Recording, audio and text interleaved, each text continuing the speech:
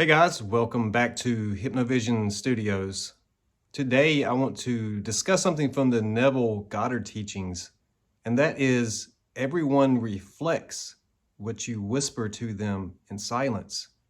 And I want to take an angle at this as if it is the first time ever hearing this, and I want to try to break this down in a way that how it related to me, and I would love to hear some feedback from y'all. Exactly, the way that I'm going to try to lay this out is through my own personal journey, right? Because there are a few things that, we are told to only focus on the good things, but you have to address certain things to be able to get to certain points, mentally and spiritually. And I want to also point this out real fast. The word ritual is part of the word spiritual. So when we talk about ritualistic things, most people automatically go to the side of like that's satanic. But when you think about spiritual warfare, that is the rituals that we do. And sometimes those are on an unconscious level. So that would take us to an understanding that we have to address and release certain things so we can fully understand what it means. Others reflect what we whisper to them in silence. And guys, before I get started and dive into this, I just want to send a prayer out to everybody in Western North Carolina, Asheville, and all the affected areas, all the way into Tennessee. Anybody that was affected by the hurricane, I want to send love and prayers to you. And I want you to know that you're very much in our thoughts. And we love you. And we really are praying for you. Okay, guys, so others reflect what we whisper in silence. So when I first heard this, I really started to ponder like really deeply, what did that mean? And so my research itself led me to the internal dialogue, that which is always going in our mind. And the realization for me was that a mind full does not have room for new thoughts. And most people do have 70 to 80% of the same reoccurring thought patterns day after day. And I said that in the last video about living in Groundhog Day. And there was a time that I literally would say that so much. I feel like I'm living in Groundhog Day because I feel like I had all these mindless routines or rituals, right? So spiritual rituals. I had all these mindless routines that had to be done. I was in a state of endless reaction to everything on the outside, and there was never any time for me to really sit down and just let it all out, let it just go, really just free my mind, so to speak. So when I speak about journaling, that was some of the earlier steps to doing this. And that was getting some of these train wrecks out of my head, putting them onto paper and starting to categorize and shift through different things and just really kind of put it into a paper filing cabinet, so to speak. And that really helped me to see the patterns in my own writing and start to analyze myself. And that is a process of getting to know thyself. And the other steps that I took in my personal journey was to get on the microphone and have headphones on and talk to myself, which was kind of weird because in the beginning, I was very shy and timid. It was like, this is weird. And I started to realize that most people don't even like the sound of their own voice. Their point of view is you only hear your voice as you talk from your point of view. But having that live feedback go directly into your ears while you were talking really was a very enlightening thing for me, because on the one hand, most of my life I've gone by Nick. On the other hand, my actual name is Nicholas. And I also understand that these names are names that our parents give to us. And when we talk about the English language, parent, so rental, right? They are our guides, our guardians, They are teachers and student, right? Because as a father myself, I understand that I'm not only teaching my kids, but they are also teaching me. So there's always a moment where their questions sometimes is something that is teaching me through trying to provide an answer. So it really opened my mind to a much broader way of thinking, really, because what happens when you think about others reflect what you whisper to them in silence. If you think about the internal monologue that's going on, and the key word here is monologue, it's one voice, right? That is like taking that singular I, right? Because I've talked about this before. We have two eyes that are our visual sense, but we also have the I that's in the imagination that is the singular I, right? We talk about the third eye. So you have 1, 2, and then the imagination, the I in imagination, and that one is formless. So when we hear sound vibration and when we feel our senses, when we are surrounded by things, we are constantly generating the interpretation inside of our imagination, created in the image. God spoke God spoke it into existence. So there had to been that original sound wave, right? Sound is light, light is sound. It is all frequency, and the sun is protons, and our eyes are converting protons into matter, going into our brain. So it stands to reason that on a visual aspect, there is a lot that we can't see because of the light waves, the light forms, but our imagination, the mental image in our eye, our mind's eye, is very creative and it is formless. So there's no limit to it. Just think if you were born in a different location, how different your belief system would be if you were born in a different country, and what you know as life as it is from that point of view would be completely different. So a lot of times we are self-limited and we are not even aware. Like, how would you know to ask the question if you didn't know that you were supposed to ask it? And that's kind of where I'm going with this, because when you start looking at the internal dialogue, it is a monologue that needs to expand in conscious.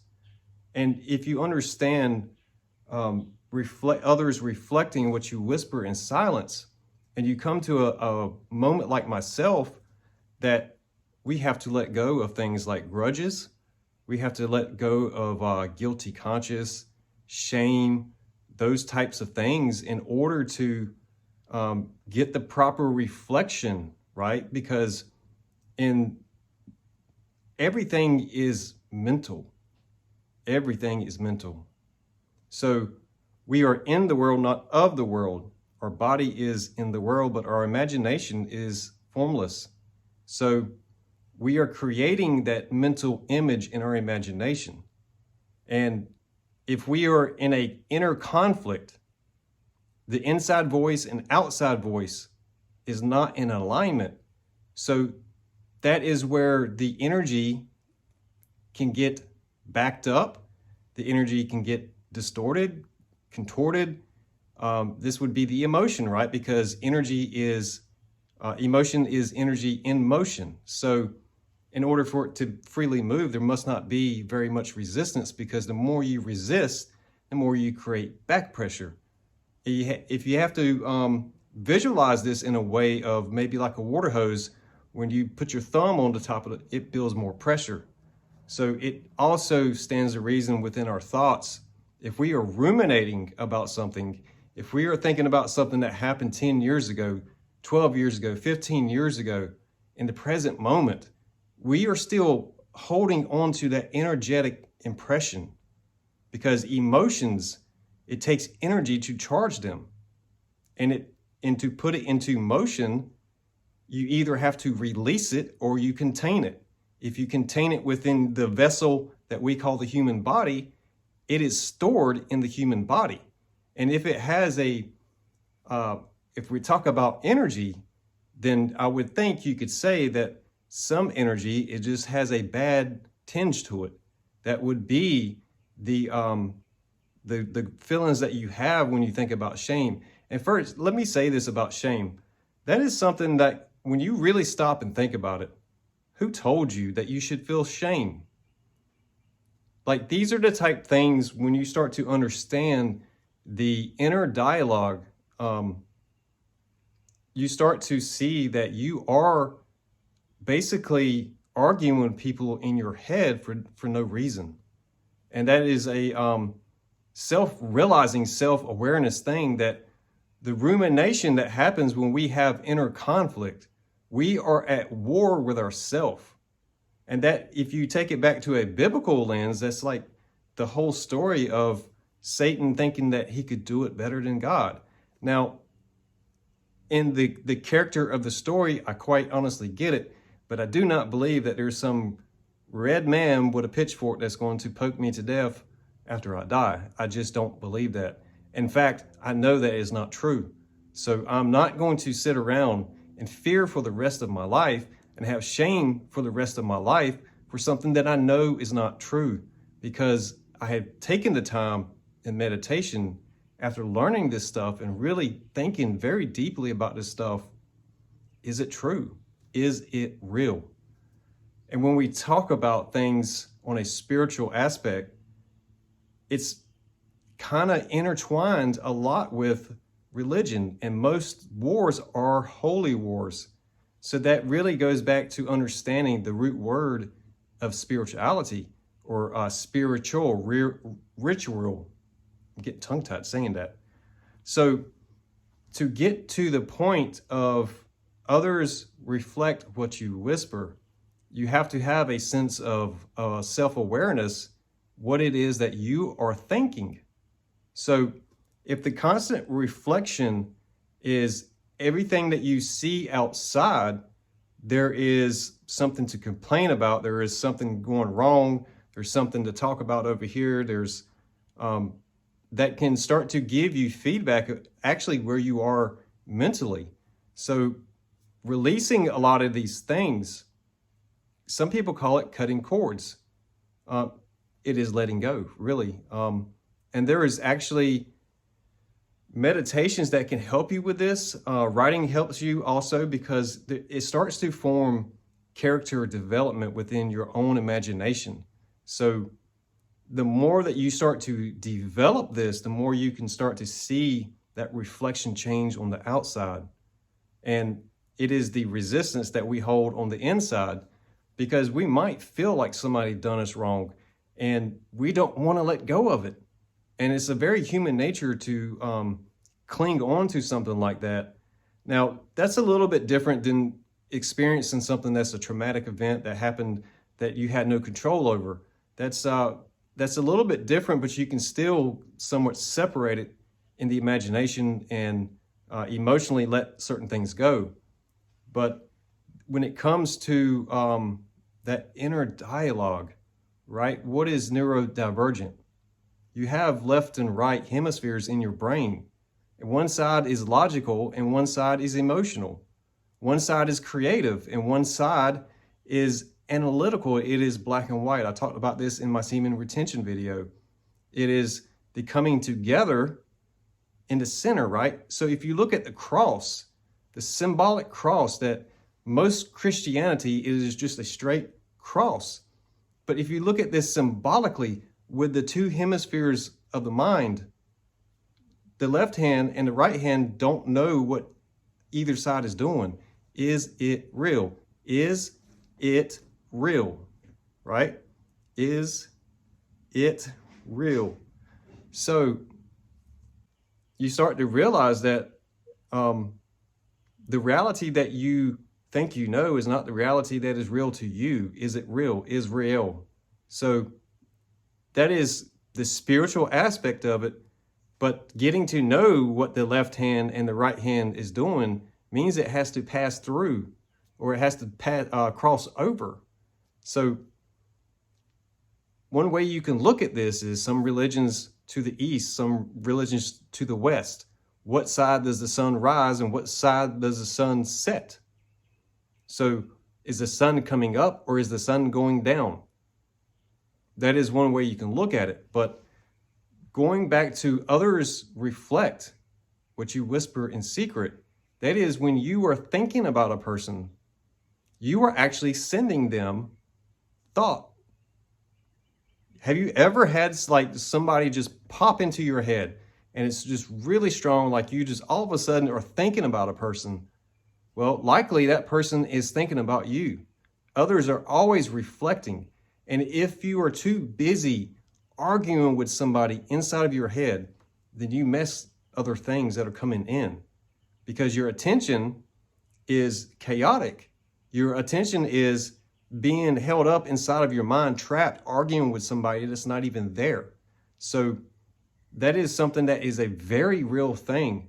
And over the course of the last year, I really started to understand that, because if there is something that feels out of alignment, like that is your intuition, that is your connection to all of creation through your imagination, through that lens of the mental image, that the mental eye. So guys, I just want to really point out, others reflect what you whisper to them in secret.